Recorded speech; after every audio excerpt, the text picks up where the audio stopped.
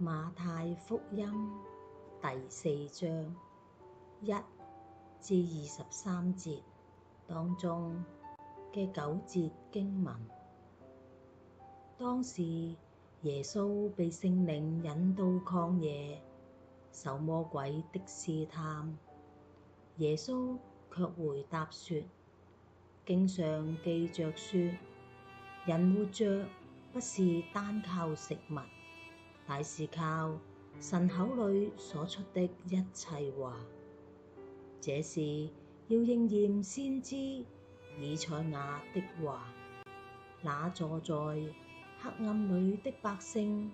看見了大光，坐在死蔭之地的人有光發現照着他們。從那時候，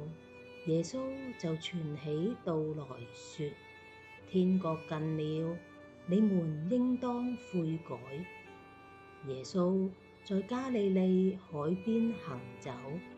看見弟兄二人，就是那稱呼彼得的西門和他兄弟安德烈，在海裡撒網，他們本是打魚的。耶穌對他們說：來，跟從我，我要叫你們得人如得魚一樣。他們就立刻捨了網，跟從了他。耶穌走遍加利利，在各會堂裡教訓人，傳天國的福音，醫治百姓各樣的病症。讓我哋同心禱告。監察人心嘅主，我哋喺天上嘅父上帝，感謝你，讓我哋夜晚安歇喺你嘅愛中，安然度過一個晚上。清晨起嚟，到你嘅面前，領受新嘅一天。若唔係耶和華你建造房屋建造嘅人就枉然勞力；若唔係你看守城池，今日我哋嘅看守就枉然警醒。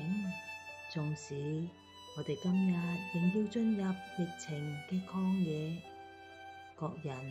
要面對唔同嘅難處或者試探，但甚至一切仍喺你嘅掌握之中。我哋堅定相信，今日依然活着，不是單靠食物，乃係靠上主你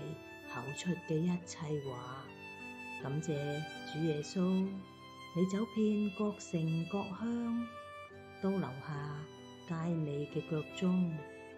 你唔會為自己嘅需要施行絲毫嘅神蹟奇事，